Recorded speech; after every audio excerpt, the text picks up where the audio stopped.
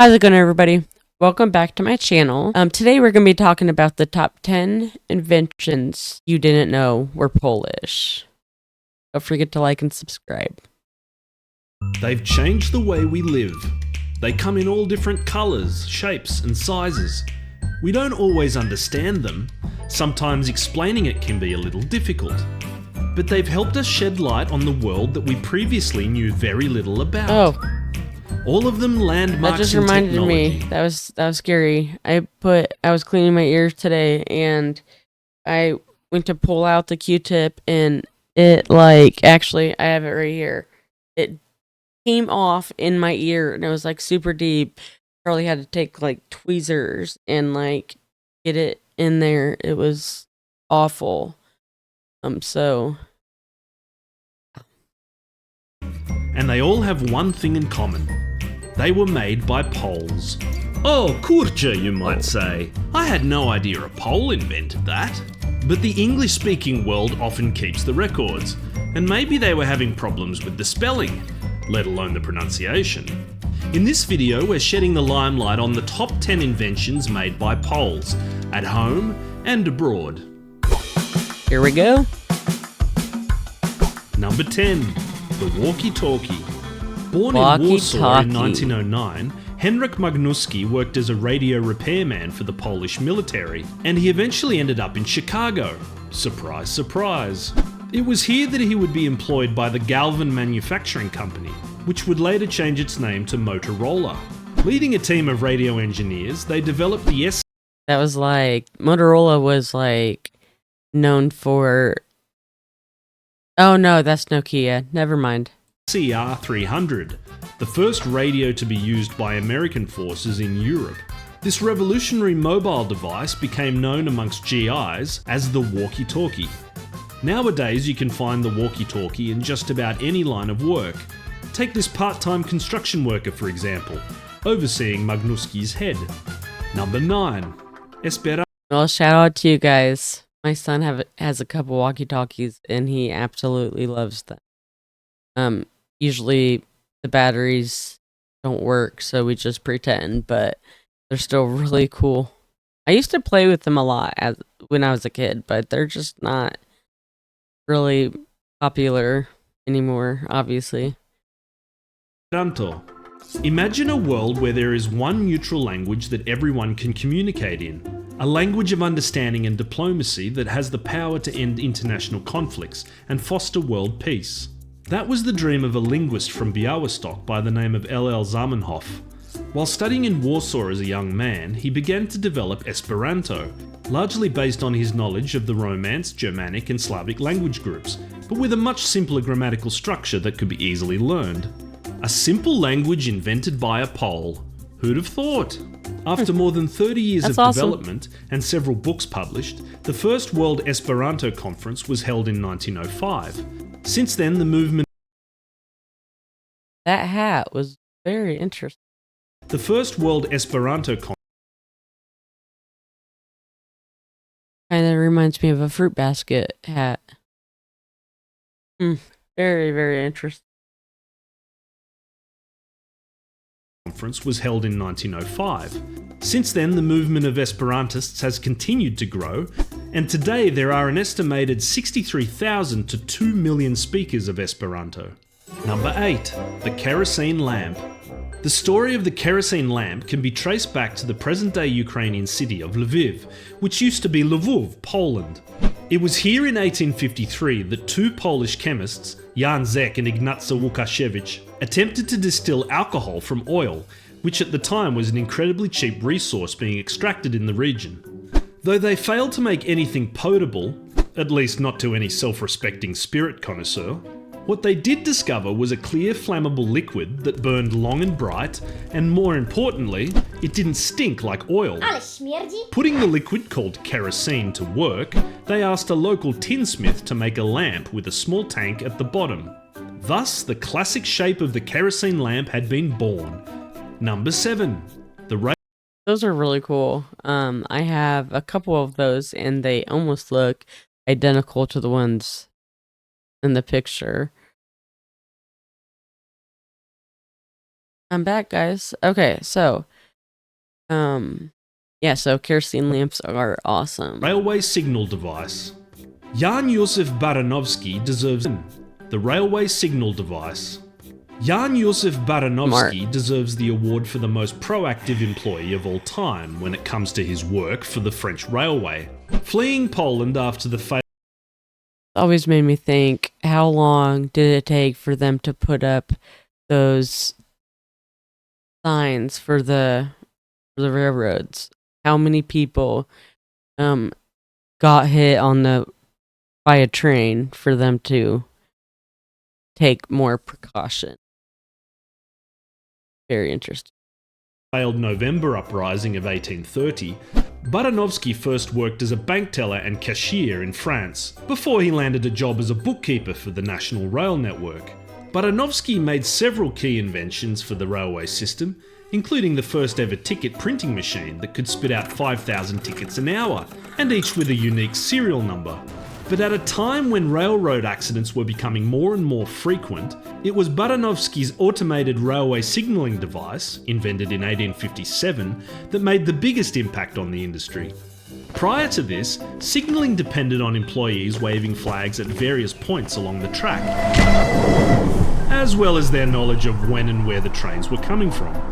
In an age of Yeah, that makes me really sad. I actually seen a accident where there's somebody going over the railroad tracks, and they either got stuck or they were committing suicide. I am not sure to this day what really happened, but either way, it's both really sad.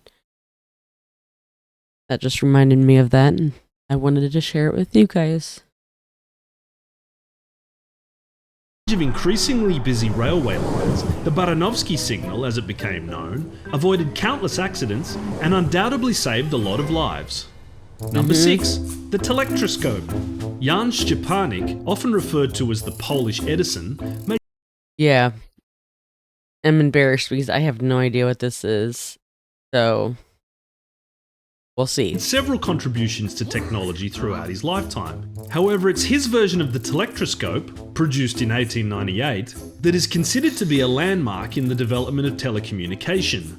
A telectroscope is a scope and lens, amplified with electricity, that can reproduce images from a distance. Sound familiar? You may not be surprised to know that the term telectroscope was replaced around the turn of the century with the word television. Though he was certainly not the first, Szczepanik's weird machine, as it was called, is alleged to have been able to recreate colour, which would make Szczepanik the forefather of colour television. Number 5. The Paperclip. Whilst the person behind the idea of the mighty paperclip has long been disputed, one contender for your praise may be the famous Polish pianist and composer Józef Hoffmann. Praised by many as the greatest pianist that ever lived, Hoffmann was also an inventor in his spare time. It's been suggested that the inspiration behind the shape of the paperclip was the treble clef, no doubt burned into his brain after hours of reading piano scores. Hoffmann is also accredited for developing one of the earliest mechanical windscreen wipers, which apparently was inspired by the back and forth motion of his metronome. Number 4. The electric-powered submarine. Although experimentation with submersible craft had existed since the mid-16th century, it was a Pole who first successfully created a submarine powered solely by electricity. Mechanical engineer Stefan Drzewiecki was taken on by the Navy of the Russian Empire in 1877, and it was here that he made a huge number of developments in submarine technology. The biggest of these came in 1884, when he installed a battery-powered propeller to a one-man submarine that could chug along at a steady 4 knots an hour. While it may sound slightly unimpressive now, this was a major technological advancement at the time, and especially considering the fact that most submarines were still relying on coal power and oars. Outside of submarine technology, Drzewiecki is also the guy who invented the taximeter, of all things. Number 3. The vote counting machine. Oh look, it's our friend Baranovsky again. The mid-19th century was a time of renewed interest in liberal democracy, and public voting was taken very seriously.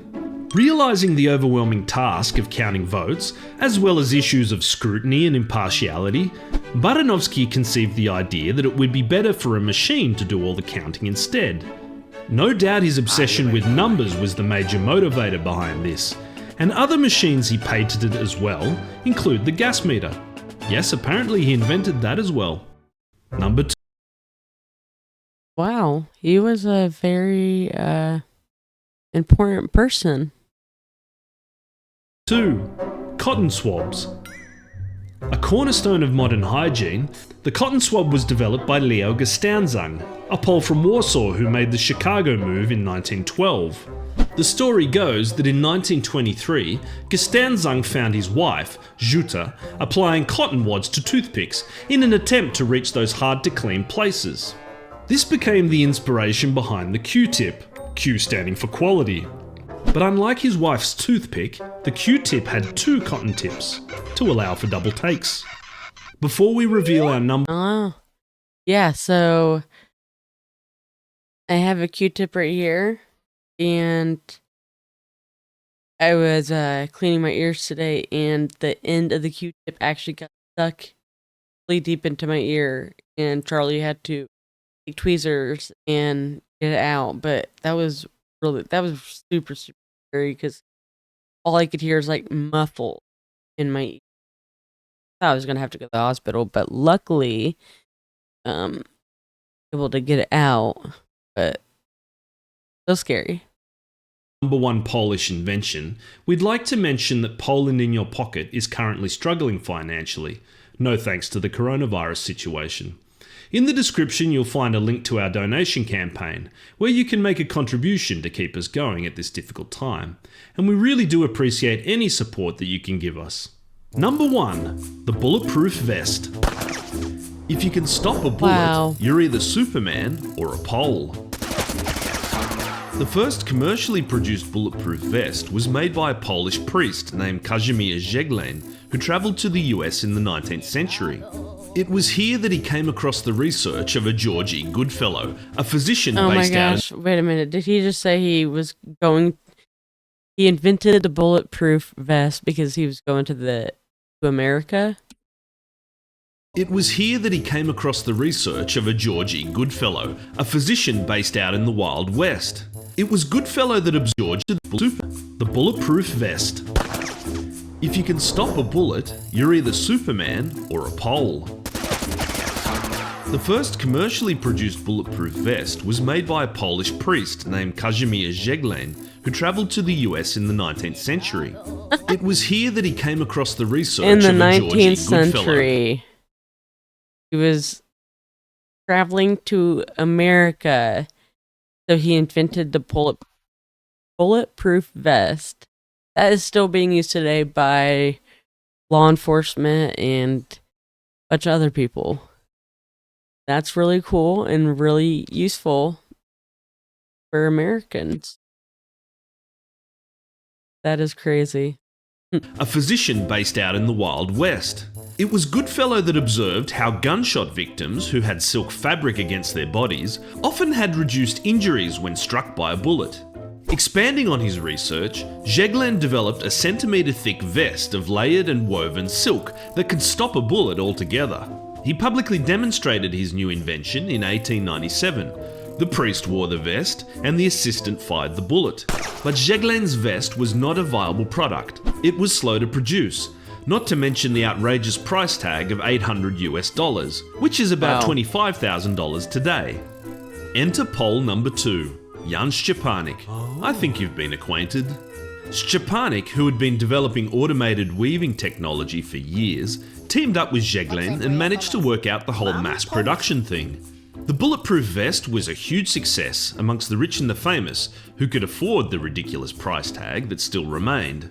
Most notably, Szczepanik managed to palm one off to King Alfonso of Spain. And I mean, if it was going to save my life, if I had the money, maybe, but that is still, I mean, that's not even the price today. That, like, what, 25,000? Yeah, that's what I thought it was, and I'm like, way too high. That is insane. Most notably, Stepanek managed to palm one off to King Alfonso of Spain, and the vest saved his life during an assassination attempt. Archduke Franz Ferdinand is alleged to have been offered a vest, but turned it down, and we all know how that turned out. Jeglen and Stepanek eventually had a falling out over business relations, and although Jeglen never relinquished his authorship, it was Stepanek's weaving production and entrepreneurship that made his profit greater. So much so, in fact, that Jeglen's contributions are all but forgotten today. It's also interesting to note that over 60 years later, it was an American woman of Polish descent, Stephanie Kwolek, that developed the polymer for Kevlar, the fabric which is used in today's standard issue bulletproof vests. So what did you think of our list? Were there any crucial Polish inventions that we somehow overlooked? Make sure you leave a comment below. And in the meantime, if you're interested in checking out more content on Poland, make sure you head along to poland.inyourpocket.com. So, I mean, the title was right. 10 inventions you didn't know were Polish. I don't think I knew a single one. And if I did, I forgot it, and now I know again. But that was crazy. I enjoyed that video a lot, and I hope you guys did too. If you guys want to follow along with my journey, don't forget to subscribe to my channel. That way you don't miss out on any upcoming videos. And that's it, guys. Let me know what you guys think, and I'll see you in the next video. Bye.